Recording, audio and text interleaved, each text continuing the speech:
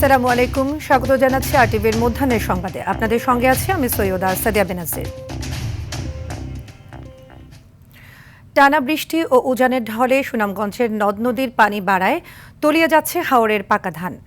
পানি উন্নয়ন বোর্ড জানিয়েছে আগামী ৩ দিন ভারী বৃষ্টির পূর্বাভাসে রয়েছে আগাম বন্যার শঙ্কা। দ্রুত ধান কাটার পরামর্শ দিয়েছে কৃষি বিভাগ। এদিকে কিশোরগঞ্জে টানা অতিবৃষ্টি ও জলাবদ্ধতায় তলিয়ে গেছে কৃষকের প্রায় ৪,৫০০ হেক্টর জমি। কোথাও ভাসমান ধান কেটে নিচ্ছেন কৃষকরা, আবার অনেক জমির ফসল সম্পূর্ণ নষ্ট হয়ে গেছে। পানির কারণে বাড়তি শ্রমিক লাগায় উৎপাদন খরচ বেড়ে গেছে কয়েক গুণ।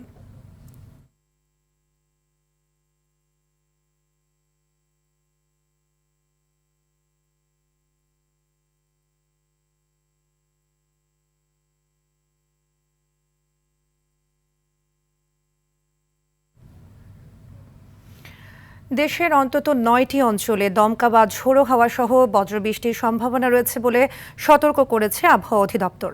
সকাল থেকে দুপুর পর্যন্ত দেয়া পূর্বাভাসে বলা হয়েছে, পশ্চিম বা উত্তর পশ্চিম দিক থেকে ঘন্টায় ৪৫ থেকে ৬০ কিলোমিটার বেগে ঝোড়ো হাওয়া বয়ে যেতে পারে, যা নদীপথে চলাচলকে ঝুঁকিপূর্ণ করতে পারে।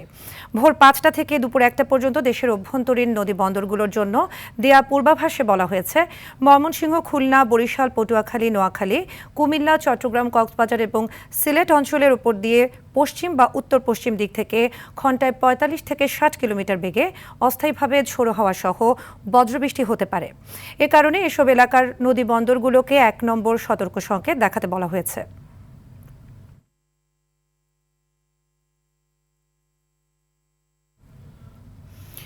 বজ্রপাতে দেশের ৭ জেলায় ১৩ জনের মৃত্যু হয়েছে। এর মধ্যে পটুয়াখালীতে ৪ জন, জামালপুর ও বরগুনায় ৪ জন, ময়মনসিংহ, বাগেরহাট, রংপুর, রাজবাড়ী ও শরীয়তপুরে ১ জন করে মোট ১৩ জনের মৃত্যু হয়েছে। আহত হয়েছেন অনেকে। মারা গেছে অর্ধ শতাধিক গবাদি পশু। বুধবার দিনের বিভিন্ন সময়ে বৃষ্টি ও বজ্রপাতের সময় খোলা মাঠে কাজ, মাছ শিকার কিংবা সড়ক পার হতে গিয়ে তাদের মৃত্যু হয়।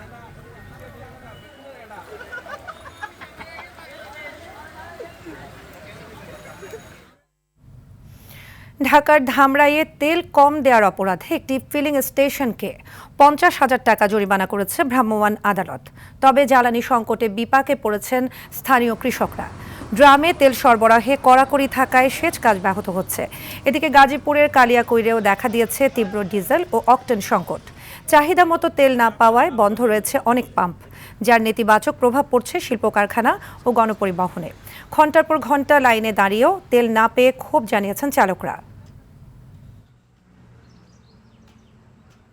১৫ দিন থেকে আমি তেল পাই না, সিরিয়ালে আসি থাকি, দেখি তেল শেষ। যারা সিন্ডিকেট করছে তারাই এই পাম্পে এই জটিলতা বিভিন্ন যানজটের কারণ হয়ে দাঁড়াচ্ছে। গাজীপুরের টঙ্গীর কেরানীর টেক বস্তিতে ডিবি পুলিশের অভিযানে সংঘর্ষের ঘটনা ঘটেছে। বুধবার রাতে এই অভিযানে বস্তিবাসীর হামলায় ৪ পুলিশ সদস্য সহ অন্তত ৫ জন আহত হন। পরিস্থিতি নিয়ন্ত্রণে আনতে পুলিশ ৪টি সাউন্ড গ্রেনেড নিক্ষেপ করে। এ ঘটনায় যুবদল নেতা সহ ৭ জনকে আটক করা হয়েছে।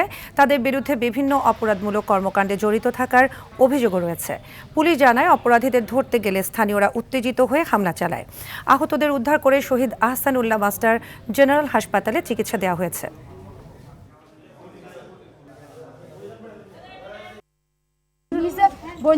অথচ হেরা মাদক লাগায় কোনো সম্পর্ক নেই। রাস্তা যারে পাইছে অফিসে তো লোকের আইছে আর সব ধরে লয়ে গেছে, হুমানে মারছে।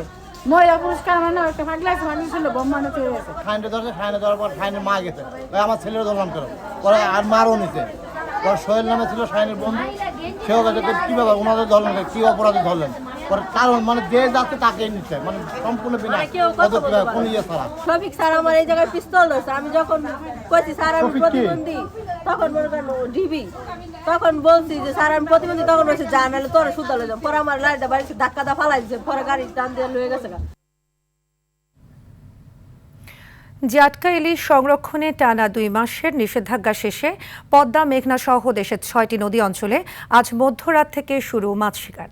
এজন্য নৌকা মেরামত, জাল সেলাই সহ সব প্রস্তুতি শেষ করেছে চাঁদপুর ও শরীয়তপুরের প্রায় লাখো জেলে। লোকসান পুষিয়ে লাভের আশা বুনছেন তারা। প্রতিনিধিদের পাঠানো তথ্যচিত্রে আরও জানাচ্ছেন আব্দুল হামিদ। প্রতিবারের মতো এবছরও ঝাটকা সংরক্ষণে দেশের 6টি মৎস্য অভয়াশ্রমে মাছ শিকারের নিষেধাজ্ঞা শুরু হয় 1 মার্চ থেকে, যা শেষ হচ্ছে বৃহস্পতিবার মধ্যরাতে। নদীতে যেতে সব প্রস্তুতি সেরেছে চাঁদপুরের প্রায় 1.5 লাখ জেলে। আনন্দ থাকলেও জেলেদের অভিযোগ, এবছর অবরোধ ঢিলেঢালাভাবে পালন করেছে সংশ্লিষ্টরা। সেই সুযোগে অবাধে ঝাটকা আহরণ করেছে কিছু অসাধু জেলে। এতে আশানুরূপ মাছ পাওয়া নিয়ে তৈরি হয়েছে শঙ্কা, যদিও পুলিশ বলছে ভিন্ন কথা। মাছ আগের মতন হওয়া যায় না, পানির তরল কমে যাইতে আছে। অভিযানে তো মাছ নাই, আপনার অনেক অভিযানে পরে মাছ এবং করতে। অভিযানটা মোটামুটি 2-1 দিন করা হয়েছে, ড্যামের কারণে বেশি ডিউটি কম কারণে ঝাটকা হারাকের নৌকায় ধরে লেগে গেছে। এবারকার অভিযান অন্যান্য বারের চেয়ে অনেক বেশি জোরালো ছিল। নদীতে জেলেরা সেভাবে নামতে পারেনি। ইলিশ গবেষকদের দাবি, এবছর বাড়ার সম্ভাবনা রয়েছে ইলিশের উৎপাদন। যদি আইন প্রয়োগ এবং নিয়ম নীতি মানা এগুলির দ্বারা সংরক্ষণ করা সম্ভব হয়, তাহলে আশা করা যায় ইলিশের উৎপাদন 6.5 লক্ষ মেট্রিক টনে পৌঁছে যেতে পারে। শরীয়তপুরের জেলে পল্লীগুলোতেও বইছে উৎসবের আমেজ। নতুন উদ্যমে ফের নদীতে নামতে প্রস্তুত জেলার 50,000 জেলে। এই অভিযানের বৈশা রয়েছি আমরা মাছের আশায়। দুঃখের কথা কে রেখে ফরেস্ট করতে পারবো না। ধরেন আমরা ওই যে বন্ধ রাখছি টোটাল, আমরা আইন মানি। আমরা 10টা ধরেন আমাকে তুত্ত পাই নাই। নিষেধাজ্ঞার ফলে জেলেরাই লাভবান হবে বলছেন মৎস্য কর্মকর্তা। যারা অবৈধভাবে এই অভয়াশ্রমে মাছ আহরণ করার প্রচেষ্টা করেছে তাদেরকে আমরা আইনের আওতায় এনেছি। আমাদের এই কার্যক্রম চলমান ছিল এবং এটা আমরা সফলভাবে বাস্তবায়ন করেছি। অভিযানের সময় 4 কিস্তিতে 160 কেজি চাল দেওয়া হয় জেলেদের। তবে অভিযোগ রয়েছে অনেকেই পাননি সেই সহায়তা। আব্দুল হামিদ, RTV। টানা বৃষ্টি ও উজানের ঢলে সুনামগঞ্জের নদ নদীর পানি বাড়ায় তলিয়ে যাচ্ছে হাওরের পাকা ধান। এই বিষয়ে আরও জানাতে কিশোরগঞ্জ থেকে সরাসরি যোগ দিচ্ছেন সহকর্মী শফিকুল ইসলাম নাইম। নাইম, কিশোরগঞ্জে অতিবৃষ্টি এবং জলাবদ্ধতার কারণে হাওরগুলোর অবস্থা কেমন দেখতে পাচ্ছেন আমাদের জানাবেন।